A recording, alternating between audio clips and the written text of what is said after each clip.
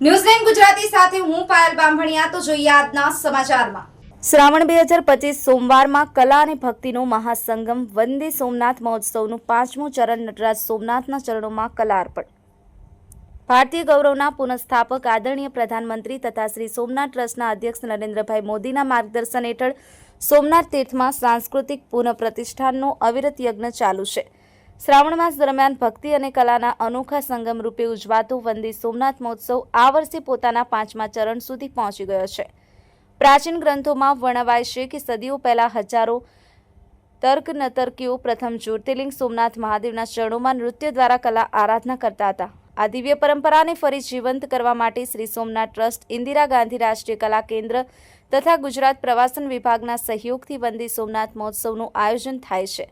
ઉદ્દેશ્ય માત્ર ધાર્મિક જ નહીં પરંતુ તીર્થસ્થાનોને સાંસ્કૃતિક ગૌરવના કેન્દ્ર તરીકે વિકસાવવાનો છે। શ્રાવણના 3જા સોમવારે યોજાયેલા 5મા ચરણમાં દિલ્હીથી સુબ્રતા પંડા અને રસા સ્કૂલ ઓફ ઓડિસી ડાન્સ દ્વારા શિવતત્વને અનુરૂપ ઓડિસી નૃત્ય રજૂ કરાયું। વડોદરાની તત્વ અકાદમીની ધૃતિ પંડ્યાએ કથક નૃત્ય પ્રસ્તુત કર્યું, જ્યારે અમદાવાદના અપલસાના એસપી ઇન્સ્ટિટ્યૂટ ઓફ ડાન્સ દ્વારા પરંપરાગત રાસ અને ટીપ્પણીનો નૃત્ય રજૂ કરાયા। આ તમામ કલાકારોએ મહાદેવના ચરણોમાં નૃત્યાર્પણ કરી અને ભક્તિ અને કલાનો અદ્વિતીય સંગમ સર્જ્યો।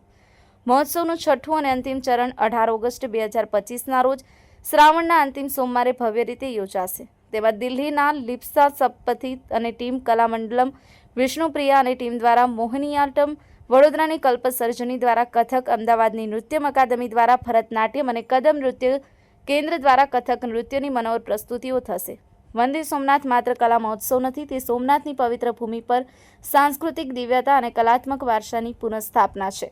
જાણે મહારાણી ચૌલા દેવીના સમયમાં જેમ હજારો નૃત્યાંગનાઓ મહાદેવની આરાધના કરતી, તેવું કલાત્મક સ્વર્ણિમ યુગ આજે ફરી જીવંત થઈ રહ્યો છે।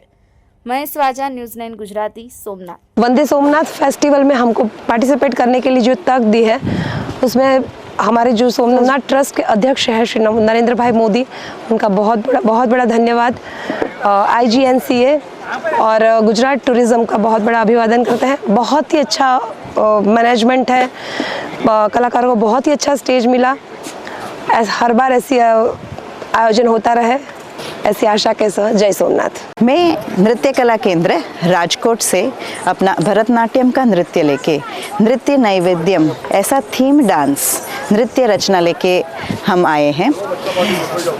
हमारे लिए बहुत ही सौभाग्य की बात है कि भगवान नटराज जो नृत्य के देवता है, उनके सामने हमारा नृत्य अर्पण करने का अवसर मिला है। हज़ारों वर्ष पहले जब नृत्य की सेवा की जाती थी, वैसा माहौल वापस बनने की जो प्रथा शुरू हुई है, उसके लिए हम हमारे प्रधानमंत्री नरेंद्र मोदी जी के लिए बहुत आभार प्रकट करते हैं। और ये अवसर मिलके हम बहुत ही धन्य, और this is a very divine feeling to perform here at the feet of lord Nataraj, lord Somnath.